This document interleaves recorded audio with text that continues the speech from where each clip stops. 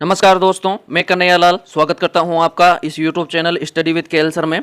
दोस्तों आज फिर आपके सामने हाजिर हूं रीट ईवीएस का मॉडल पेपर 14 लेकर। दोस्तों ये 14वां ईवीएस का मॉडल टेस्ट पेपर है। इससे पहले 13 ईवीएस के मॉडल टेस्ट पेपर ले चुका हूं। अगर आपने उनको नहीं देखा है तो आप उनको जरूर देखिए। उनका लिंक आपको इस वीडियो के आई बटन पर, साथ ही एंड स्क्रीन पर इस जगह आपको ईवीएस की प्लेलिस्ट मिल जाएगी और डिस्क्रिप्शन में भी आपको प्लेलिस्ट का लिंक मिल जाएगा। तो वीडियो में अंत तक जरूर बने रहिए। दोस्तों इस टेस्ट में कुल 30 प्रश्न हैं जो कि रीट, सीटेट, यूपीटेट आदि परीक्षाओं में लेवल 1 की दृष्टि से बहुत महत्वपूर्ण है। साथ ही लेवल 2 में भी इसके कुछ प्रश्न उपयोगी है।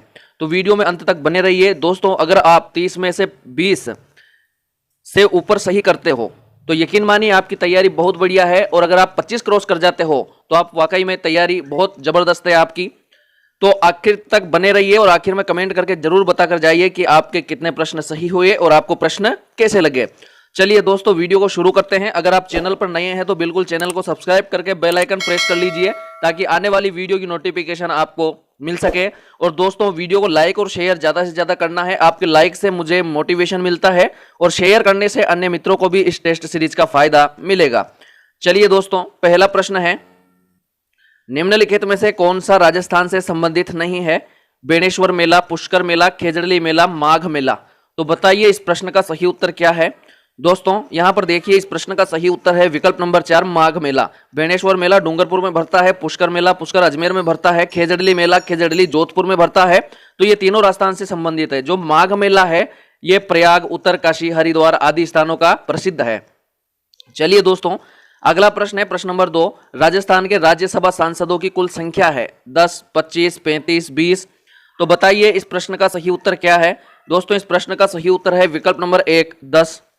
चलिए अगला प्रश्न है दोस्तों प्रश्न नंबर 3, नायलॉन का आविष्कार किसने किया? मेल्विन केल्विन, वालेस कैरोथर्स, रॉबिन हिल, पीटर मिशेल।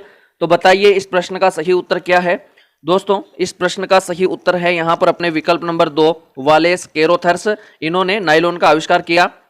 चलिए दोस्तों अगला प्रश्न है प्रश्न नंबर 4, झामर कोटड़ा खदान प्रसिद्ध है? तांबा, रॉक फास्फेट, जिंक, यूरेनियम। तो बताइए इस प्रश्न का सही उत्तर क्या है। दोस्तों इस प्रश्न का सही उत्तर है विकल्प नंबर 2 रॉक फास्फेट। जो झामर कोटड़ा खान है वो रॉक फास्फेट के लिए प्रसिद्ध है, झामर कोटड़ा उदयपुर में। चलिए अगला प्रश्न है प्रश्न नंबर 5, भारत में प्रथम यात्री रेलगाड़ी की शुरुआत कब हुई? 1920, 1856, 1853, 1959। तो बताइए इस प्रश्न का सही उत्तर क्या है। दोस्तों इस प्रश्न का सही उत्तर है विकल्प नंबर 3 1853। चलिए दोस्तों अगला प्रश्न है प्रश्न नंबर 6, पीसी कल्चर क्या है? मधुमक्खी पालन, मछली पालन, मुर्गी पालन, उपयुक्त में से कोई नहीं। तो बताइए इस प्रश्न का सही उत्तर क्या है। दोस्तों इस प्रश्न का सही उत्तर है विकल्प नंबर 2 मछली पालन। चलिए दोस्तों अगला प्रश्न है प्रश्न नंबर 7, भारत में पल्स पोलियो टीकाकरण कार्यक्रम कब आरंभ किया गया? 1985, 2005, 1995, 1990। तो बताइए इस प्रश्न का सही उत्तर क्या है। दोस्तों इस प्रश्न का सही उत्तर होगा विकल्प नंबर 3 1995। पल्स पोलियो कार्यक्रम 1995 में आरंभ किया गया। चलिए अगला प्रश्न है प्रश्न नंबर 8, निम्नलिखित में से कौन सा रोग संक्रामक है? मधुमेह, हृदयाघात, उच्च रक्तचाप, डिप्थीरिया। तो बताइए इस प्रश्न का सही उत्तर क्या है। दोस्तों इस प्रश्न का सही उत्तर है विकल्प नंबर 4 डिप्थीरिया। यहां पर जो डिप्थीरिया है यह संक्रामक रोग है। अगला प्रश्न है प्रश्न नंबर 9, विश्व के सर्वोच्च पर्वत शिखर एवरेस्ट पर सफलतापूर्वक चढ़ने वाली प्रथम पर्वतारोही? बचेंद्री पाल, संतोष यादव, जून को ताबई, डिक्की डोलमा। तो बताइए इस प्रश्न का सही उत्तर क्या है। दोस्तों इस प्रश्न का सही उत्तर है विकल्प नंबर 3 जून को ताबई। चलिए अगला प्रश्न है प्रश्न नंबर 10, निम्नलिखित में से कौन सा सुमेलित है? बॉम्बे नेचुरल हिस्ट्री सोसाइटी नई दिल्ली, भारतीय सर्वेक्षण वनस्पति सर्वेक्षण कोलकाता, भारतीय वन्यजीव संस्थान कोयंबटूर, राष्ट्रीय वनस्पति अनुसंधान संस्थान जोधपुर। तो बताइए इस प्रश्न का सही उत्तर क्या है। दोस्तों इस प्रश्न का सही उत्तर है विकल्प नंबर 2 भारतीय वनस्पति सर्वेक्षण कोलकाता। यह है यहां पर सुमेलित है, बाकी सुमेलित नहीं है। चलिए अगला प्रश्न है दोस्तों प्रश्न नंबर 11, निम्नलिखित में से कौन सा विकल्प पर्यावरण अध्ययन की विषय वस्तु में सम्मिलित नहीं किया जाता है? वन संरक्षण, राजनीतिक संरक्षण, जल संरक्षण, मृदा संरक्षण। तो बताइए इस प्रश्न का सही उत्तर क्या है। दोस्तों इस प्रश्न का सही उत्तर है विकल्प नंबर 2 राजनीतिक संरक्षण। अगला प्रश्न है प्रश्न नंबर 12, सर्वप्रथम किस वर्ष एवरेस्ट को फतेह करने में सफलता मिली? 1948, 1953, 1955, 1957। तो बताइए इस प्रश्न का सही उत्तर क्या है। दोस्तों इस प्रश्न का सही उत्तर है विकल्प नंबर 2, 1953। सर्वप्रथम 1953 में एवरेस्ट को फतेह करने में सफलता मिली। चलिए अगला प्रश्न है प्रश्न नंबर 13। भारत में बाल श्रम को प्रतिबंधित करने के लिए बाल श्रम अधिनियम किस वर्ष पारित किया गया। 1938, 1988, 1986, 2017। तो बताइए इस प्रश्न का सही उत्तर क्या है।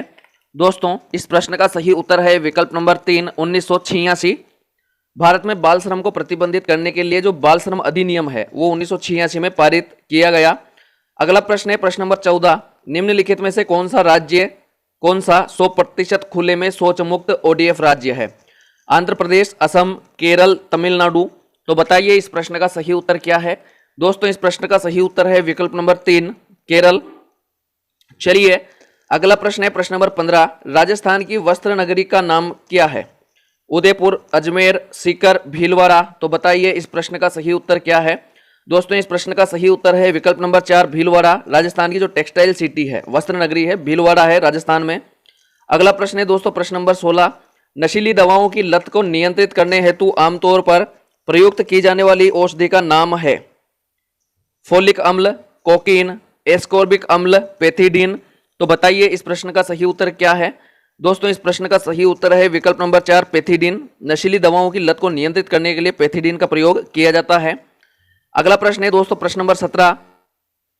राजस्थान का राज्य पक्षी कौन सा है। गोडावण, मोर, गिद्ध, सारस। तो बताइए इस प्रश्न का सही उत्तर क्या है।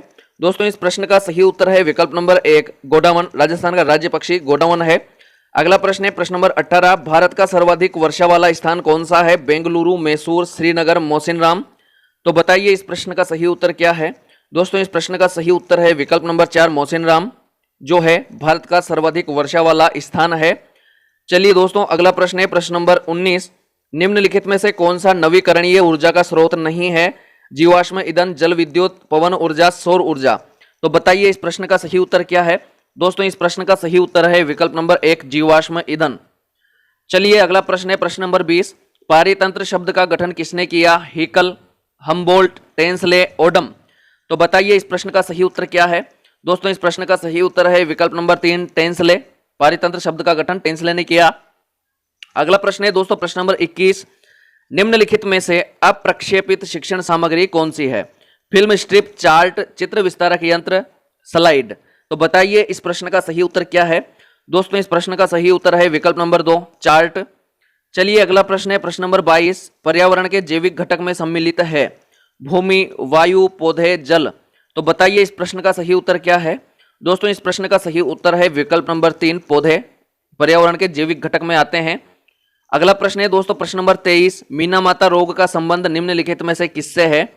सीडी प्रदूषण, सल्फर डाइऑक्साइड प्रदूषण, एचजी प्रदूषण, इनमें से कोई नहीं। तो बताइए इस प्रश्न का सही उत्तर क्या है। दोस्तों इस प्रश्न का सही उत्तर है विकल्प नंबर 3, एचजी प्रदूषण। मीना माता रोग जो है वो एचजी यानी पारे की विषाक्तता के कारण होता है, पारे के प्रदूषण के कारण होता है। अगला प्रश्न है दोस्तों प्रश्न नंबर 24। पर्यावरण शिक्षा में सामूहिक चर्चा से संबंधित शिक्षण विधि कौन सी है। भूमिका निर्वाह, व्याख्यान, वर्णन, विचार गोष्ठी।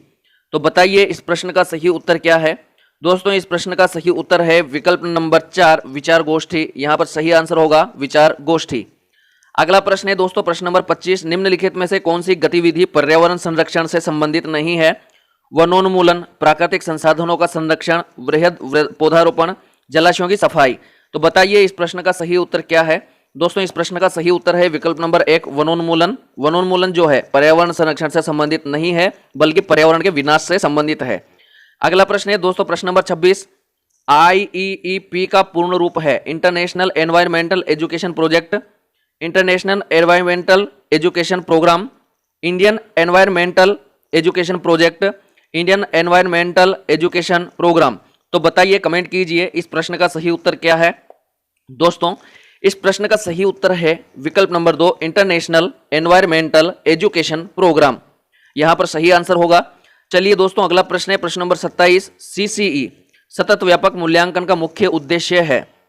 यहां पर विकल्प है सतत व्यापक मूल्यांकन का उद्देश्य विद्यालय में उपस्थिति के समय बालक के प्रत्येक पहलू का मूल्यांकन करना। विद्यालय में उपस्थिति के समय बालक की रुचि का मूल्यांकन करना।